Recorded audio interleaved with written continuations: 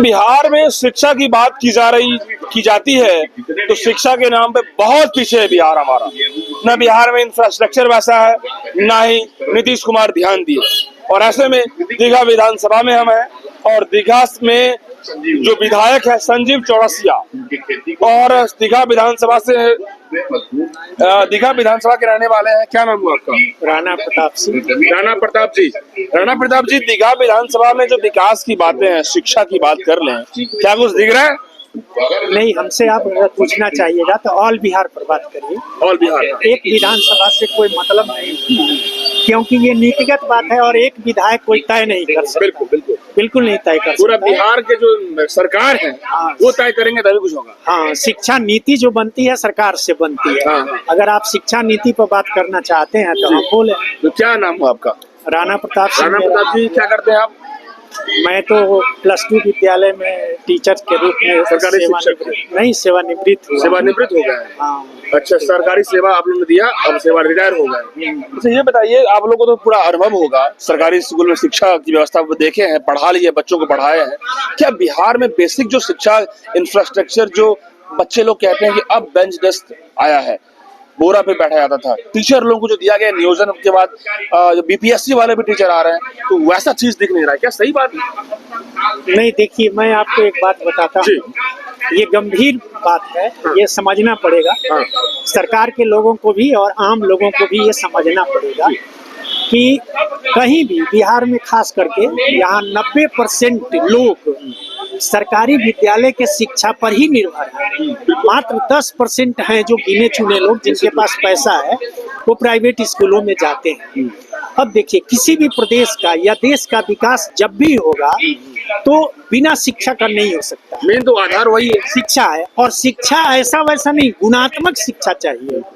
और गुणात्मक शिक्षा के लिए बहुत सारी चीजें होती हैं, जिसका प्रमुख होता है कि शिक्षक जो है गुणवान होना चाहिए। पहला मुद्दा है कि शिक्षक गुणवान होना चाहिए। और सेकंड होता है इंफ्रास्ट्रक्चर। आप लाख इंफ्रास्ट्रक्चर बना दीजिए, जिस तरह से कोई परिवार में मालिक जो है पैसा घर में आ रहा है और सारे बच्चों का खाना कपड़ा बंद कर दे और खूब मकान बनाना शुरू कर दे, 10 तला मकान बना दे, तो इंफ्रास्ट्रक्चर तो बन गया, लेकिन अंदर खाने में जो बच्चों को टीबी हो जाएगा, परिवार के लोगों को हो जाएगा, फिर वो इंफ्रास्ट्रक्चर क्या होगा? लेकिन इंफ्रास्ट्रक्चर में तो पहले बहुत कमी थी, अब बेंच डेस्क आ रहा है बिहार में। लेकिन क्या इंफ्रास्ट्रक्चर को यदि सही रूप से बनाने के बाद बिहार में गुणवत्ता को कैसे बिल्डअप किया जाए? हाँ, अब गुणवत्ता करने के लिए आपको गुणवत्तापूर्ण शिक्षक लाना पड़ेगा। और गुणवत्तापूर्ण शिक्षक लाने के लिए शिक्षक बनने के तरफ हमारे समाज के बच्चे कैसे आकर्षित होंगे, इस बात को ध्यान देना होगा। IAS बनना, BPSC ज्वाइन करना, बड़े बड़े पद पर जाना एक अलग होता है। ठीक उसी तरह से हमको प्रेरित करना पड़ेगा, सरकार को प्रेरित करना पड़ेगा कि शिक्षक बनने के लिए बाई चांस कोई शिक्षक नहीं बने, चॉइस बाई टीचर बने। और चॉइस बाई टीचर बनने के लिए उसकी सारी सुविधाएं देनी पड़ेगी, जिससे उसकी मानसिक स्थिति सही रहे, आर्थिक स्थिति सही रहे, शांति पूर्वक अध्ययन करे, अध्ययन की व्यवस्था रहे। वो सारा चीज करने के बाद ही वो अच्छा देगा, शिक्षा देगा। ऐसे शिक्षक जो बहाल हुए हैं, क्या उनके बारे में लग रहा है? अब मैं आपको बताऊं, आप 3 रुपया में अगर कोई चीज खरीदना चाहिएगा तो पहले हमारी पसंद वो 3 रुपए की होगी, तब ना। तो हम मानते हैं कि BPSC में लोग जा रहे हैं, ठीक है जा रहे हैं, लेकिन कौन जा रहा है? 3 रुपया जिसको पसंद है वही ना जा रहा है। 13 रुपया जिसको चाहिए वो जाएगा। और माँ बाप अपने बच्चा को टीचर बनने देगा? तो बिहार सरकार ये क्यों नहीं सोच रही है, देश के स्तर पर क्यों नहीं सोचा जा रहा है कि अगर 90% जिस शिक्षा पर लोग आधारित हैं उसको सुपर व्यवस्था। अभी बहुत सारे कोर्ट का भी टिप्पणी आ रहा है, आप लोग तो जानते हैं कि टीचर की व्यवस्था कैसे सही होनी चाहिए, तो इस पर ध्यान देने की जरूरत है। और आप स्वीकृत इकाई समाप्त कर दिए, सारे विद्यालयों से 1980 को कांग्रेस की सरकार थी और जो शिक्षकों को सम्मान मिला था उसको आपने छीन लिया और नियोजन पर बहाली कर रहे हैं। तो नियोजन जैसा ही नहीं आपको टीचर मिलेगा। नियोजन करके तो नीतीश कुमार ने बहुत बड़ा गलती किया, वो क्वालिटी बिल्डअप नहीं हो पाया और लोग अब जो है उसको राजकर्मी का दर्जा दे दिए नियोजन वाले को। आप देखिए, आप राजकर्मी नहीं, उसको आगे डीएम लगा दीजिए। हाँ। और आप चपरासी से भी कम वेतन दीजिए।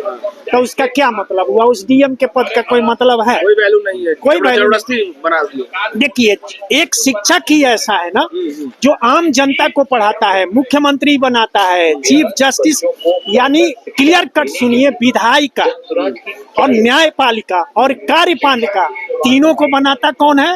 मात्र एक टीचर। इतनी बड़ी वजूद है टीचर का, लेकिन उसको मिटाने की बात नीतीश कुमार ने किया।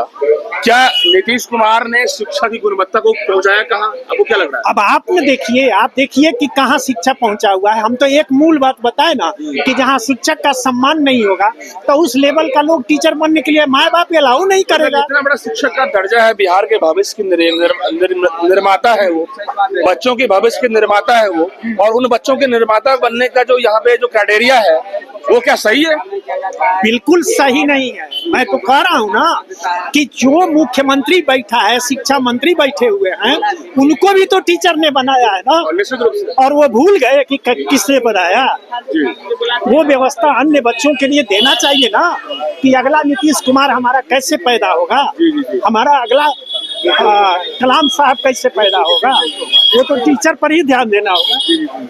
तो अगर हमारी बात मानी है तो मैं अपील करता हूं किसी भी पार्टी के लोगों से कि आप अपने घोषणा पत्र में क्या यह डाल रहे हैं कि शिक्षा के सुधार के लिए मैं नियोजन की प्रथा समाप्त करके और नियमित टीचर की बहाली पूर्ण वेतनमान सेंट्रल गवर्नमेंट की तरह से मैं करूंगा।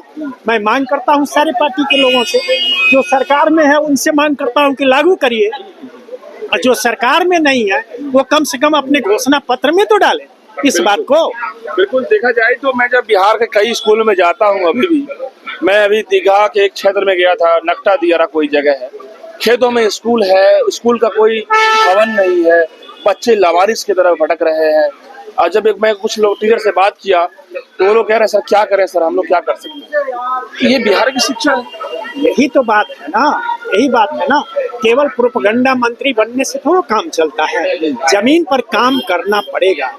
और हमारी तो एक बात कहनी है ना कि जितने भी सरकारी एम्प्लॉई हैं, संतरी से लेके मंत्री तक का, सबका बच्चा अपने घर के अगल बगल सरकारी विद्यालय में पढ़े ना। बिल्कुल। और देखिए कि वहाँ शिक्षा का सुधार होता है कि नहीं।